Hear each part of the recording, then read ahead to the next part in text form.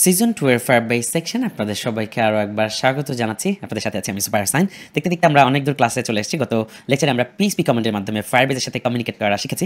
আমরা এই মুহূর্তে কমিউনিকেশন করছি আমাদের স্যামসাং ডিভাইসের সাথে। ডিভাইসের টোকেন আমরা একদম উপরে লিখে রেখেছি টোকেন এই ভ্যারিয়েবলের মধ্যে আমাদের পিএইচপি ফাইলে। এবার আমরা এই পিএইচপি কমান্ডের মাধ্যমে আসলে কার্ল মেকানিজম ইউজ করে আমরা কিছু ডাটা বা কিছু তথ্য আমাদের ফায়ারবেস মেকানিজমের মাধ্যমে আমাদের ডিভাইসে পাঠাচ্ছি।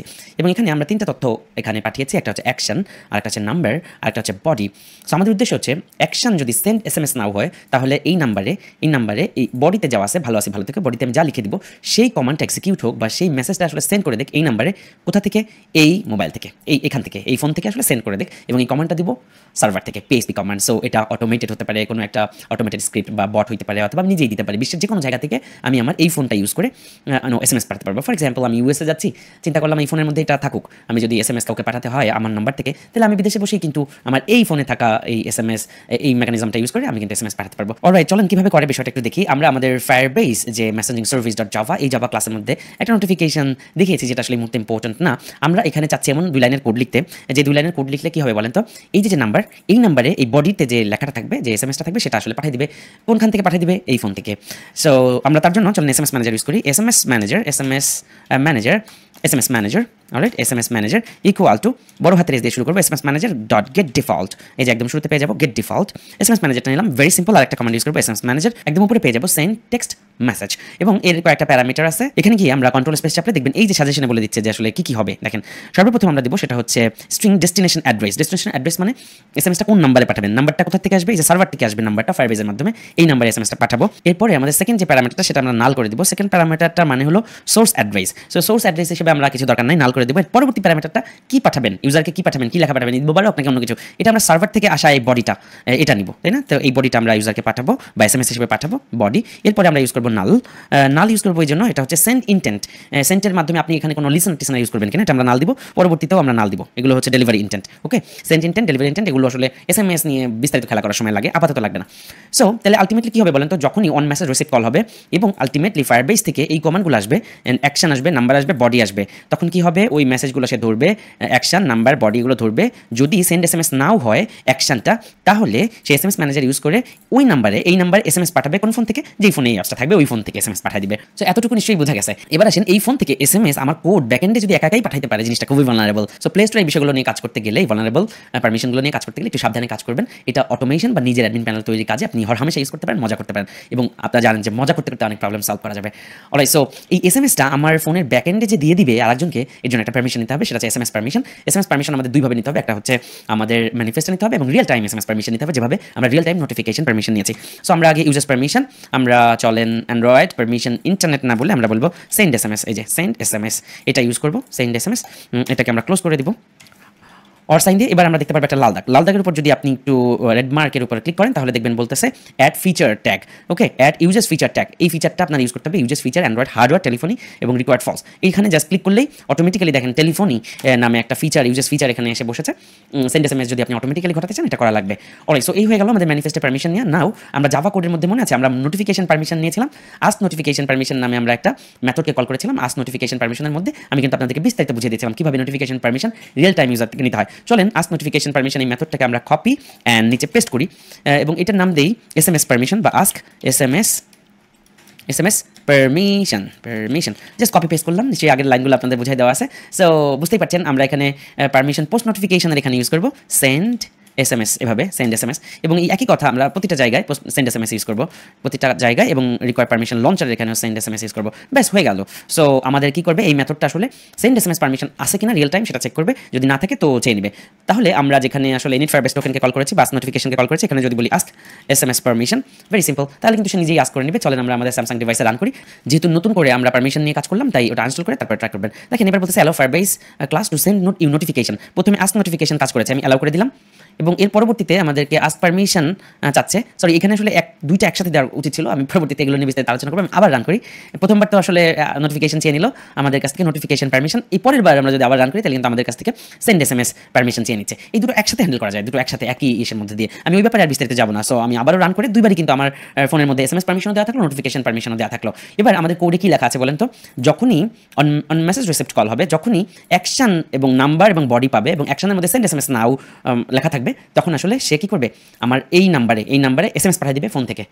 Very simple. সো এটা আমাদের রান অবস্থায় থাকলো আমাদের স্যামসাং ডিভাইসে। আমি এটা ডিস্ট্রয় করে দিতে পারি। দেখেন, এই পুরো সব কিছু ডিস্ট্রয় করে দিলাম। কোন মোবাইলে মেসেজ যায়, SMS যায়, এটা তো আমরা দেখাতে পারবো না। তাই আমরা SMS এর এখানে যে বসে থাকি, দেখি কি হয়। এবার আমরা চলে যাই আমাদের PHP কমান্ডে। আপনারা জানেন টোকেন আমরা ইউজ করেছি, এই স্যামসাং ডিভাইসের টোকেন নাম্বার হিসেবে আমরা এই নাম্বারটা দিচ্ছি এবং আমরা বডিতে বলছি ভালো আছে ভালো থেকো, আকাশের ঠিকানা চিঠি লিখো, এবং আমরা অ্যাকশন সেন্ড SMS নাও এটা ইউজ করলাম, নাম্বার দিলাম, বডিতে দিলাম। আমরা একই সাথে দেখতে পাচ্ছি এখানে নোটিফিকেশনটাও বাজবে, সেন্ড নোটিফিকেশনটাও বাজবে এবং একই সাথে আমরা SMSটাও দেখতে পারবো। তো চলেন আমরা এই যে PHP ফাইলটা এটাকে এবার রান করি। অলরাইট, রান করার সাথে সাথে এটা ফেল করেছে সামহাউ। ফেল দেখেন, সাকসেস 0 ফেল 1, তার মানে এটা ফেল করেছে। সো ফেল এই জন্য করেছে, আমরা যেহেতু আনইনস্টল করে দিয়েছিলাম তাই আমাদের টোকেনটা রিসেট হয়ে গেছে। দেখেন, ফায়ারবেস টোকেনটা রিসেট হয়ে গেছে। আগে যেটা ছিল সেটা নেই, ফায়ারবেস টোকেন আমাদের চেঞ্জ হয়ে যাওয়ার কথা। সো আমরা নতুন যে ফায়ারবেস টোকেন, পিক্সেল না, স্যামসাংয়ের জন্য ফায়ারবেস টোকেন কোনটা আছে আমরা দেখি। এই যে স্যামসাংয়ের জন্য নতুন যে ফায়ারবেস টোকেনটা, এই টোকেনটা আমরা নিব। বিকজ বুঝতেই পারছেন আমি যেমনটা বলেছি যে আমি ফোন থেকে ওই অ্যাপসটা যখন আনইনস্টল করে দিয়েছি তখনই কিন্তু টোকেনটা রিফ্রেশ হয়ে গেছে। সো আমি এখানে টোকেনটাকে কী করব, আবারও চেঞ্জ করে দিব এবং নতুন করে আবারও ট্রাই করব, দেখি কি হয়। এবারও ফেল। সো আরেকবার দেখি, আমাদের টোকেনটা সম্ভবত পুরানো কোনো টোকেন ধরে রেখেছে। পুনরায় আবারও যদি আমি একটু রান করে দেখি স্যামসাং ডিভাইসে। অলরাইট, সো এবার আমরা আবারও চলে যাব লকেটে। আমরা ফায়ারবেস থেকে চেক করবো। ইয়াস, এবার চেঞ্জ আসছে। আগেরবার সামহাউ আমি পুরোনোটাই আবার কপি পেস্ট করেছিলাম। আমরা Ctrl+C দিয়ে কপি করলাম এবং পুনরায় আমরা এখান থেকে পেস্ট করে দিলাম। এবার দেখেন পাল্টে গেছে, গতবার আসলে চেঞ্জ আসছিল না। সো এবার যদি আমরা কি করি, আমরা দেখবো সাকসেস 1 ফেলিউর 0, তার মানে আমাদের নোটিফিকেশন চলে গেছে এবং আমরা দেখতে পাবো আমাদের SMS এ গেলে এখন SMS কি পাঠিয়েছে, জুবাইর অফিস, মানে ওই যে ওই নাম্বারে আসলে কি করে একটা SMS চলে গেছে ইউজারের ফোন থেকে, ভালো আছে ভালো থেকো, আকাশের ঠিকানায় চিঠি লিখো। খুবই সিম্পল। এবার দেখেন ইন্টারেস্টিং ব্যাপার, এই ফোনগুলো সব কিছু আমরা ডিস্ট্রয় করে দিচ্ছি। আমাদের যে PHP কমান্ড, টোকেনটা তো থাকুক, আমাদের টোকেনটা থাকুক। আমরা যদি বলি নাম্বারটা এখানে সরাসরি না দিয়ে আমরা এরকম করতে পারি না যে number, for example number equal to get method use করতে পারি না, $সাইন গেট, এভাবে আমরা মোবাইল নাম্বারটাকে নিয়ে নিতে পারি না। গেটের মধ্যে আমরা ডাবল সাইন দিয়ে নাম্বারটাকে নিতে পারি না, n ইকুয়াল টু নাম্বার বা নাম্বার NUMBR নাম্বার। অলরাইট, এভাবে কিন্তু আমরা নিয়ে নিতে পারি নাম্বারের দুই পাশে। গেট মেথড কি আপনারা জানেন, হেডারের মাধ্যমে কীভাবে তথ্য পাস করে সেরকমভাবে। অলরাইট, সো নাম্বারটা নিতে পারি। একই সাথে আমরা বডিটাও কিন্তু নিয়ে নিতে পারি সেইমভাবে, গেট মেথড ইউজ করে কীভাবে হেডারের মাধ্যমে আমরা ডাটা পাস করতে পারি। সো আমরা যদি বডিটাও নিয়ে নিই তাহলে হয়ে যায়। তাহলে আমরা নাম্বার এখানে ডিরেক্টলি না দিয়ে আমরা এখান থেকে নিতে পারি। অলরাইট, সো আমরা এটা সেভ করলাম আমাদের PHP ফাইলটা। সো এবার নাম্বারটা আসলে গেট মেথডের মাধ্যমে যাবে, বডিটাও গেট মেথডের মাধ্যমে যাবে। সো এই PHP ফাইলটা আর firebase.php এভাবে দিলে কাজ করবে না, তাই তো? সো আমরা এখানে firebase.php প্রশ্নবোধক সাইন দিব হেডারের মাধ্যমে। সো নাম্বার ইকুয়াল টু আমরা যদি বলি 0173, সো আমি একটা আন্দাজি নাম্বার দিলাম, এন্ড সাইন দিয়ে আমরা যদি বলি বডিতে, তার মানে আমি SMS-টা কি পাঠাতে চাই, আমি ধরেন ঈদ মোবারক বলতে চাই, ঈদ মোবারক। অলরাইট, সো এবার যদি আমি দিই দেখবো সাকসেস। এবং আমরা আমাদের ফোনের যদি SMS চেক করি তাহলে আমরা দেখবো যে দেখেন আরেকটা নাম্বারে, এই যে আমার এই নাম্বারটা সেভ করা রয়েছে ফোনে এখানে। সো এখানে বলতেছে Eid Mubarak. Very simple. So ultimately এই ফোনটা আসলে একটা অ্যাডমিনের মতো কাজ করছে। আপনি বিশ্বের যে কোনো জায়গা থেকে এখান থেকে যদি আপনি একটা নাম্বার দেন এবং তাকে কি মেসেজ পাঠাবেন সেই মেসেজটা লিখে দেন, তাহলে আপনার ফোনটা যদি দিল্লিতেও থাকে, দিল্লি থেকে ও অটোমেটিক্যালি আপনাকে মেসেজ পাঠিয়ে দিচ্ছে। সো ইন্টারেস্টিং ব্যাপার। সো আপনার ফোনটাই কিন্তু আপনার অ্যাডমিন প্যানেল হিসেবে কাজ করছে। আমি জাস্ট এটা দেখানোর উদ্দেশ্য হচ্ছে যে আমি ইউজ করলাম ফায়ারবেস। দেখেন প্রতিবার যখন এই মেসেজটা আমরা পাঠাচ্ছি তাহলে আলটিমেটলি কিন্তু কি হচ্ছে বলতো, ফোনটা বেজে উঠতেছে, নোটিফিকেশন দেখাচ্ছে। কেন নোটিফিকেশন দেখাচ্ছে দেখেন, এখানে কিন্তু আমি সেন্ড নোটিফিকেশন এই মেথডটাকে কল করেছি বিধাই এটা এতক্ষণ ধরে বাঁচতেছে। সো আমি যদি নতুন করে এটাকে রান করি আমাদের স্যামসাং ডিভাইসে, রান করে ফেললাম, তাহলে আলটিমেটলি এবার কী হবে বলেন তো, এবার কিন্তু তার কোনো নোটিফিকেশন দেখানোর কথা না। কারণ কি, আমি যখন PHP ফাইলের মাধ্যমে দেখেন আমি তাকে কমান্ড করবো যে এই মেসেজটা পাঠাও ঈদ মোবারক, এই মেসেজটা পাঠাও এই নাম্বারে, তখন কি করবে দেখেন, সে আলটিমেটলি কোনো সাউন্ড করতেছে না, আলটিমেটলি কিছু বলতেছে না আপনাকে। বিকজ কেন সাউন্ড করবে, আপনি তো তাকে সাউন্ড করার কথা বলেন নাই, নোটিফিকেশন দেখানোর কথা বলেন নাই, নোটিফিকেশন কিছু নাই। কিন্তু আমরা মেসেজে গেলে দেখতে পারবো দেখেন জুবাইরকে আরও একবার ঈদ মোবারক পাঠিয়ে দিছে, তাই না? ওই নাম্বারটায় আরও একবার ঈদ মোবারক পাঠিয়ে দিছে। সো আমি যদি এখানে নাম্বার চেঞ্জ করি আবার 01, অলরাইট, অন্য একটা নাম্বার ঈদ মোবারক পাঠাতে চাই, দেখেন ফোন কিন্তু কোনো সাউন্ড করতেছে না, নো সাউন্ড, কোনো নোটিফিকেশন নাই, কিচ্ছু নাই, জাস্ট আরেকটা নাম্বার ঈদ মোবারক পাঠিয়ে দিচ্ছে। পুরো ব্যাপারটা রহস্যজনক, তাই না? সো আমরা এই রহস্যজনক কাজকর্ম কিন্তু করতে পারি, বাট আমি রিকমেন্ড করবো কোনো খারাপ কাজে লাগাবেন না। একবার চিন্তা করেন, আমি রিমোটলি একটা অ্যাপস একজন ক্লায়েন্ট অথবা আপনার ফোনে ইনস্টল করায় রাখলাম, অথবা ইনস্টল করলেন আপনি সামহাউ, আপনার ফোন থেকে আমি নিজে সার্ভার কমান্ডের মাধ্যমে মেসেজ পাঠাইতে পারি, আপনার ফোন থেকে অন্য মানুষকে মেসেজ পাঠাইতে পারি। ইভেন আমি যদি আপনার এসএমএসটাও পড়তে পারি, তাহলে আপনার সিকিউরিটি বলে কিছু থাকবে। আলটিমেটলি আপনার ফোনে আপনার জিমেইলে যে আপনার ফরগেট পাসওয়ার্ড করে আপনার ফোন থেকেই ওটিপি নিয়ে যাবো, আপনার অ্যাকাউন্ট থেকেই টাকা নিয়ে যাবো। ব্যাপারটা অনেকটা এরকম, তাই না? সো আমি আজ থেকে মনে আছে, আমি প্রায় 2012 কি 13, আমার এক্সাক্ট টাইমটা খেয়াল নাই, আমি আমার মামার সাথে একবার দুষ্টামি করে আমি তার ফোনের মধ্যে একবার বট বসায় রেখে মামার সাথে একবার ফান করেছিলাম। কারণ মামা, আমি যে প্রোগ্রামিং পারি, মামা এটা বিশ্বাস করতো না। তো ছোটবেলায় হ্যাকার হওয়ার একটা ইচ্ছা ছিল, ওরকমভাবে আমি চিন্তা করতাম যে মানে ফান করে একবার করেছিলাম, আমার হাতে বেদম মার খেয়েছিলাম। আবার মামা আসলে আনফর্চুনেটলি একটা কাজে ছিল এবং ফোনটা ধরছিল না, ফ্যামিলি সবাই ভয় পেয়ে গেছিল। আমি তার মোবাইল থেকে অন্য মানুষকে মেসেজ পাঠিয়েছিলাম যে আমি খুব বিপদে আছি, আমাকে কল ব্যাক করো। আনফর্চুনেটলি আমি ফান করার উদ্দেশ্য করেছিলাম, বাট পুলিশে ফোন দিয়ে ফেলছিল এরকম, আমি তো মানে ভয় পেয়ে গেছিলাম, আম্মু আমাকে খুব মারছিল। তারপর থেকে আমার মনে আছে যে আমি জীবনে কখনো এত কাজ করছি, বাট কখনো একবার আমার মাথায় আসেনি যে আমি এমন কোনো একটা টেকনিক খেলি যে মানুষের ডেটা প্রাইভেসি অথবা মানুষের কোনো একটা তথ্য নিয়ে আমি খেলা করি, অথবা কোনো একটা রং মিস ইউজ আমি এটার করি। বিকজ এখন তো না হয় এই রিয়েল টাইম পারমিশনগুলো আসছে, যে রান টাইম পারমিশন নিতে হয়। আমরা যখন কাজ শুরু করেছি তখন এসব কিছু ছিল না। কোডের মধ্যে আমি বসায় রাখলে আমি পুরো একজন ইউজারের সব কিছু তথ্য এবং তার ফোন থেকে আমি এভরিথিং করতে পারি। আমি একদম হল অফ করে বলতে পারি, একদম মানে কি বলা, চোখ বন্ধ করে বলতে পারি, জীবনে একটা ইউজারের প্রাইভেসি আমি নষ্ট করিনি ইন্টেনশনালি। সো এটাই আমার আসল শক্তি, এটাই আমার নিয়ত, যে আমি প্রোগ্রামিং করবো আমার নিজের কাজে, আমি এটাকে ভালো কাজে লাগাবো, আমি অটোমেশনের কাজে লাগাবো, আমি সবসময় সৎ এবং নিষ্ঠার সাথে কাজ করবো, আমি কখনোই মানুষের ক্ষতির ধান্দা করবো না। এবং তার জন্যই আমার কাছে মনে হয় যে কেন যেন আল্লাহ আমার মধ্যে একটা আলাদা শক্তি দিছে। কারণ দেখেন, আমার তো জ্ঞান এত বেশি না, তাহলে কেন আল্লাহ আজকে এতটুকু সম্মান আমাকে দিল, কেন আজকে আমার মাধ্যমে আপনাদেরকে এই 2 লাইন শেখার ব্যবস্থা আল্লাহ করে দিল, বা আপনারা আমার কথা থেকে কেন শিখতে পারবেন?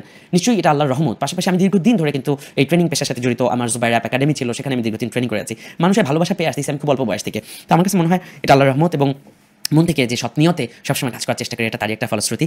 যাই হোক, আপনাদেরকে এটা দেখালাম, আপনারা নিজেরা অ্যাডমিন প্যানেল বানাবেন নাকি নিজের ফোনকে একটা এসএমএস সেন্ড করার মেশিন বানাবেন, হোয়াটএভার, কিছু একটা ফান করে একদম নিজের জন্য এটা করে প্লে স্টোরে দেওয়ার জন্য, অফকোর্স আমি বারবারই বলছি, নিজের জন্য ফান করে এটা সুন্দর করে স্ক্রিন রেকর্ড করে আমাকে দেখান যে আপনি এটা ঠিকমতো করতে পারছেন কিনা। ঠিক আছে? কারণ কি, আমি সিজন 3 নিয়ে আসতেছি। সিজন 3 তে এমন লেভেলে খেলবো, বট মেকানিজম থেকে শুরু করে পুরো পিসি, পুরো লিনাক্স সিস্টেমকে আপনার দাস বানাই দিব।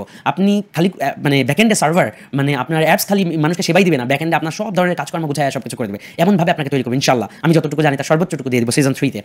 সো আমরা কিন্তু স্টেপ বাই স্টেপ আগাতে হবে, আমরা একবারে কিন্তু গাছের মাথায় উঠতে পারবো না। সো এই যে আপনাদেরকে একটু ফান করার মাধ্যমে একটু অটোমেশন শেখাচ্ছি, সিজন 3 তে তার একটা পূর্ণতা পাবে। বাট তারপরেও আমি আপনাদের সবাইকে এটাও রিকোয়েস্ট করবো, মেন্টালি প্রস্তুত থাকেন যে টেকনিক জানলেই অথবা আপনাদের অনেক ধরনের অটোমেশন শিখাই দিলেই যাতে কারো হ্যাসেল, কারো প্রাইভেসি নষ্ট করার কাজে আপনি ইউজ না করেন। Because I am not a hacker and I wish যে আপনারা কেউ বাজেভাবে মানে আনএথিক্যালি কোনো কাজ বাজ না করেন, আপনারা যাতে অটোমেশনের কাজে এবং আপনাদের এই এআই এবং আপনাদের এই টেকনোলজি যে পাওয়ার, এই পাওয়ারগুলো ইউজ করার মাধ্যমে আপনারা যাতে অনেক দারুণ কিছু করতে পারেন, সেই জায়গায় আপনাদেরকে প্রস্তুত করতে চাই। আল্লাহ যাতে আমার ভালো নিয়তগুলো কবুল করেন, আপনারা সবসময় দোয়া করবেন আমার মধ্যে শেখানোর ক্যাপাসিটি, জ্ঞান যাতে আরও বেশি বাড়িয়ে দেন, এই দোয়া করবেন। আমি নিয়মিত এই সিজন 2 এর আপডেট করতে থাকবো, নতুন কিছু মাথায় আসলে সিজন 2 তে আপডেট করতে থাকবো। সিজন 3 নিয়ে কাজ করার খুব দ্রুত ইচ্ছা আছে, আপনারা আমার পেজ এবং গ্রুপে চোখ রাখুন, ইনশাআল্লাহ আপডেটগুলো জেনে যাবেন, আপনাদের অনুভূতির কথা জানান এবং সবসময় মাথায় রাখবেন সৎ এবং নিষ্ঠার সাথে আমাদেরকে এগিয়ে যেতে হবে। রিজিক এবং সফলতার মালিক আল্লাহ, সফলতা এবং রিজিকের জন্য আল্লাহর কাছে মন থেকে দিল থেকে যেতে হবে। This is super science signing out. আসসালামু আলাইকুম।